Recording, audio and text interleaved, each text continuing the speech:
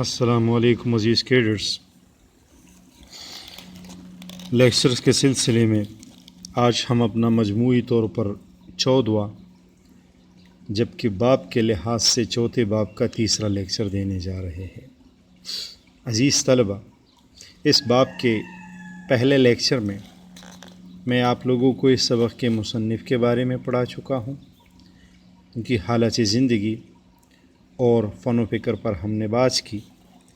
پھر ہم نے دوسرے لیکچر میں کتاب میں شامل ان کے سبق، پھر وطنیت پر ادبی بحث کی، یعنی یہ ادب کی کون سی صنف ہے، یعنی یہ مقالہ ہے، تنقیدی مضمون ہے، اور مضمون کا تعلق غیر افسانوی نثر سے ہوتا ہے، اور غیر افسانوی نثر وہ نثر کی قسم ہے۔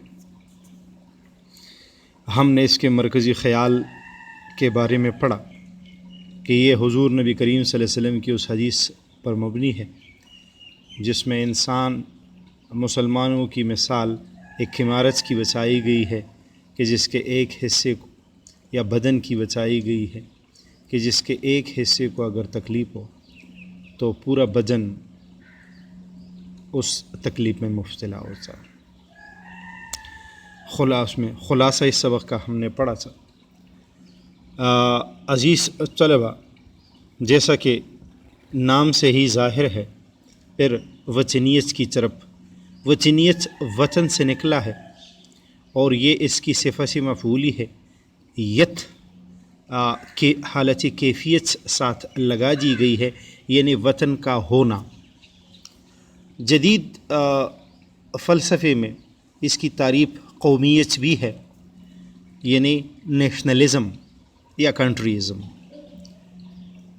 تو جس طرح فرسٹ ایئر میں ڈاکٹر سید عبداللہ کا ایک مضمون شامل تھا پاکستانی قومیت کا مسئلہ، تو اس کا یہ حل ہے کہ اس کے لیے ہم نے پھر سے وطنیت کی طرف رجوع کرنا ہوگا، پھر سے ہم نے قوم بننا ہوگا، ہم نے ملت بننا ہوگا، اور ہم نے وطن کا بننا ہوگا۔ سبق کا آغاز کرتے ہیں کہ پاکستان کے قیام سے پہلے، یعنی 14 اگست 1947 سے پہلے، اسلامیان ہند یعنی ہندوستان کے مسلمانوں کے دل جس جذبے سے سرشار تھے، یعنی معمور تھے یا بھرے ہوئے تھے، وہ وحدت ملت یعنی ایک ملت کا، وحدت ملت یعنی ایک ملت کا جذبہ تھا۔ اور اگرچہ اس جذبے نے ہمارے فکر و شعور سے وطنیت کو یکسر مٹا دیا، یعنی ختم کر دیا، بالکل یکسر یعنی بالکل ختم کر دیا۔ فکر و شعور، فکر سوچ کو کہتے ہیں اور شعور عقل کو کہتے ہیں، سمجھ کو کہتے ہیں، فہم کو کہتے ہیں۔ تو سمجھ یا عقل سے، سوچ و فکر سے ہماری وطنیت کا جو پہلو تھا وہ ہمارے ذہن سے مکمل طور پر مٹا دیا تھا۔ لیکن یہی جذبہ، یعنی وطنیت کا، بالآخر ہمارے قومی وطن یعنی پاکستان کے قیام کا باعث بنا، یعنی اسی وجہ سے پاکستان قائم ہوا۔ تاریخ کا یہ حیرت انگیز معمہ، یعنی راز یا پہیلی ہے۔ معمہ، راز، پہیلی، چیستان یا بجارت اس کے معنی ہیں، اور ایک گہرا راز ہے جسے پوری صحت یعنی وجود اور قطعیت یعنی ختمی، فیصلہ کن منطقی انداز سے حل کر لینا ممکن نہیں۔ بہرحال جہاں تک ہماری زندگی کے موجودہ تقاضوں، یعنی یہ جو موجودہ ضروریات ہے کا تعلق ہے، آج اس بات کا فیصلہ کر لینا نہ صرف موضوع یعنی مناسب بلکہ ضروری ہے کہ ہمارا قومی نصب العین، نصب العین اس کو انگریزی میں موٹو کہتے ہیں، یعنی مقصد حیات، اصل مقصد، زندگی کا جو اصل مقصد ہے. تو قومی نصب العین یعنی قوم کا جو اصل مقصد ہے، یا اس کے حصول یعنی حاصل کرنے کا سیدھا راستہ کون سا ہے، یعنی کون سا وہ راستہ ہے جس پہ جا کے ہم اسے آسانی سے حاصل کر سکتے ہیں، اور ہماری وطنیت اور ملت اس کی کس حد تک معاون یا مخالف ہو سکتی ہے. معاون مددگار کو کہتے ہیں اور مخالف خلاف ہونے کو کہتے ہیں. جیسا کہ میں نے ابھی عرض کیا بقول مصنف، اسلامی ہند میں یعنی ہندوستان میں، اسلامی ہند سے مطلب یعنی وہ ہندوستان جس میں جہاں مسلمان تھے یا اس میں مسلمان تھے، متحدہ ہندوستان کی بات ہو رہی ہے. اسلامی ہند میں جذبہ ملت یعنی ملت کا جو جذبہ تھا کا فروغ، یعنی اس کی جو ترقی تھی، اور پھر اس فروغ یعنی ترقی کے نتیجے میں ایک قومی وطن کی آفرینش خلقت یا پیدائش کو کہتے ہیں. فارسی زبان کا لفظ ہے، آفریجن سے نکلا ہے. بظاہر ایک تاریخی مہم میں یعنی پہیلی یا راز یا چیتان کی حیثیت رکھتی ہے. پاکستان کے قیام سے کم و بیش ربع صدی پیشتر، یعنی پاکستان کے قائم ہونے سے یعنی 14 اگست 1947 سے تقریباً ربع صدی یعنی تقریباً صدی کا چوتھا حصہ سے پیشتر یعنی پہلے، اس مرد عظیم کے افکار فکر کی جمع ہے، اور مرد عظیم سے اشارہ ہے علامہ محمد اقبال کی طرف، جس نے ہمیں پاکستان کا تصور دیا، یعنی الہ آباد کے مقام پر جو خطبہ دیا تھا، اس کی وجہ سے ہم اسے مصور پاکستان کہتے ہیں. پاکستان کے قیام سے کم و بیش ربع صدی پیشتر یعنی پہلے، اس مرد عظیم کے افکار جس نے ہمیں پاکستان کا تصور دیا، وطن اور وطنیت کے استخفاف خفیف کر دینے کو کہتے ہیں، معمولی کر دینے کو کہتے ہیں، حقیر کر دینے کو کہتے ہیں، لیکن یہاں اس سے مراد آزادی حاصل کرنے کی کوشش کو مسلسل اپنا محور یعنی مرکزی دائرہ بنا رہے تھے. لیکن جب مفکر اسلام نے یعنی اسلام کے اس مفکر نے اپنی شاعرانہ الہام کی جمع ہے، اور الہام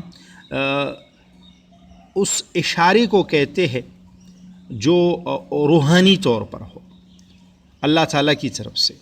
الہامات کی موجودگی میں ایک وقفہ قلیل یعنی مختصر وقفے کے لیے مسلمانان ہند کی عملی سیاسیات کی طرف، یعنی ہندوستان کے مسلمانوں کی عملی سیاست یعنی عملی سیاست کی طرف اپنی توجہ مبذول کی، کہ مطلب عملی طور پر اس میں حصہ لے. تو انہیں شمال مغربی ہندوستان یعنی یہ جو موجودہ پاکستان ہے، اور مشرقی اور مغربی پاکستان جو 71 سے پہلے تھا، تو انہیں شمال مغربی ہندوستان نے ایک اسلامی وطن کے قیام کی دعوت دی. یہاں میں اس بحث کو چھیڑنا نہیں چاہتا کہ یہ دعوت جمرود سے لے کر یعنی مطلب خیبر سے لے کر راس کماری تک، راس کماری یہ ایک جزیرہ ہے بچے، راس کماری یہ ایک جزیرہ ہے جو کہ انڈیا اور اس میں سری لنکا کے مابین ہے. تو یہ ہندوستان کے اس طرف کو کہتے ہیں. جمرود سے مراد ہندوستان کا یہ سرا، اور راس کماری سے مطلب ہندوستان کا وہ سرا. راس کماری تک تمام اسلامیان ہند کے لیے تھی، یا صرف انہی اقطاع کے باشندوں کے لیے؟ قطع کی جمع ہے ٹکڑے کو کہتے ہیں، زمین کے ٹکڑے، یا صرف انہی اقطاع کے باشندوں یعنی باسیوں یا رہنے والوں کے لیے جو دریائے سندھ سے لے کر یعنی مطلب جو وہ دریا جو اس میں سوات سے نکل کر اس میں سیدھا بحیر عرب میں جا کے گرتا ہے. یہ دریا دریائے سندھ، انڈس ریور اس کو انگریزی میں کہتے ہیں. تو دریائے سندھ سے لے کر دریائے جمنا، یعنی وہ دریا جو ہندوستان میں بہتا ہے، دہلی اور آگرہ کے ساتھ ساتھ جو بہتا ہے جمنا، اور میرے خیال میں الہ آباد کے مقام پر یہ دریائے گنگا کے ساتھ مل جاتا ہے. یہ دونوں دریا مل جاتے ہیں. تو دریائے جمنا تک آباد تھے، اور وہ خواب جسے ٹیپو سلطان نے بھی دیکھا، اور ٹیپو سلطان نے اس کے لیے شہادت بھی پائی، اور عبد الحمید ثانی نے بھی. عبد الحمید ثانی یہ سلطنت عثمانیہ کے 34ویں سلطان تھے، فرما روا تھے. جمال الدین افغانی نے بھی دیکھا. جمال الدین افغانی یہ ایک علامہ اقبال کی طرح ایک مفکر اسلام گزرے ہیں، جس نے اسلامی متحدہ عالم اسلام کے متحدہ رہنے کے لیے تگدو کی کوشش کی، نے بھی دیکھا. اور خود مفکر اسلام علامہ اقبال نے بھی کس کا خواب شرمندہ تعبیر ہونے والا تھا، یعنی ان میں سے کس کا خواب شرمندہ تعبیر ہونا محاورہ ہے، یعنی پورا ہونا.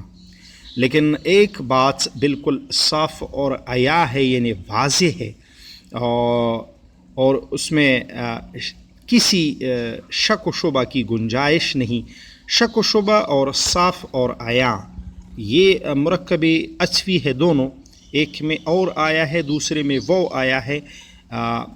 وہ اور جن الفاظ کے درمیان آئے تو اسے ہم مرکب عطفی کہتے ہیں.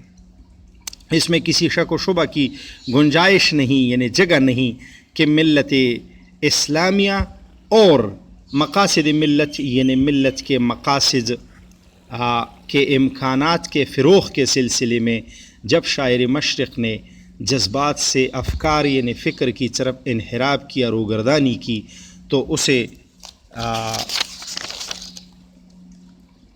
مومن کی ترک تازی یعنی دوڑ دھوپ کے لیے اس جہاں کی وسعتیں یعنی کشادگیاں اور اس کے سفینے یعنی اس کی جو کشتیاں ہے کہ سفر کے لیے بحر امکان یعنی امکانی سمندر، خیالی سمندر کی ناپید کناریاں، یعنی وہ کناریاں جو پیدا نہ ہو، ناپید کناریاں بیکار اور بےمعنی نظر آئی. یعنی مطلب اس دنیا میں اس کی کوشش بیکار نظر آئی، اور اس نے اپنے تاریخی خطبے یعنی خطبہ الہباز میں مسلمانوں کو اس ملک کے شمال مغربی کونے میں ایک وطن کی تاسیس یعنی قیام اور تشکیل یعنی شکل دینے کی دعوت دی. شاعر آسمان کی بلندیوں اور وسعتوں سے یعنی اونچائیوں اور کشادگیوں سے اتر کر زمین کے ایک تنگ ٹکڑے میں کی حدود میں یعنی حد میں ملت اور اس کے مفاد کو یعنی فائدے کو محصور یعنی حصار میں یعنی قید میں اور محدود یعنی مختصر کرنے پر نہ صرف آمادہ ہوا یعنی تیار ہوا، آمادہ تیار کو کہتے ہیں، بلکہ اسی میں اس کو یعنی مفکر اسلام کو اس کی نجات نظر آئی، یعنی مسلمانوں کی نجات نظر آئی. زمین بالآخر زمین ہے، اور ہماری یعنی جہاں تک زمین کی بات ہے تو وہ زمین ہی ہے، اور ہماری تخیل یعنی خیال کی ہزار پروازیں، اونچائیاں، اڑانے، ہماری آرزو کی ہزار رفتیں یعنی بلندیاں بھی اسے آسمان نہیں بنا سکتی، یعنی اونچا نہیں کر سکتی. اور حقیقت کی دنیا میں یعنی اصل دنیا میں ہمیں آسمان سے زیادہ ضرورت بھی زمین ہی کی ہے، تاکہ آسمان کی بادشاہت یعنی اللہ تعالیٰ کی بادشاہت زمین پر قائم ہو، اور اللہ تعالیٰ کی اس زمین پر اس کے فرما بردار بندے یعنی حکم ماننے والے بندے متصرف ہو کر یعنی مصروف ہو کر اسے اپنا وطن بنائے اور اس وطن کی حفاظت میں اگر ضرورت پڑے تو اپنی جانیں، اپنا مال اور اپنی اولاد قربان کر دے۔ ہمارا آج کا درس یہاں تک تھا۔ مشکلات درس یعنی الفاظ میں آپ لوگوں کو ساتھ ساتھ میں نے کرائی بھی اور اپلوڈ بھی کر چکا ہوں۔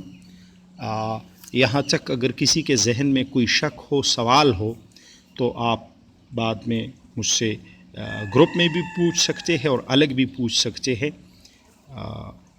پھر انشاءاللہ اس کے بعد اگلا لیکچر ہوگا اور ہم مشق کریں گے۔ وما علینا الا البلاغ۔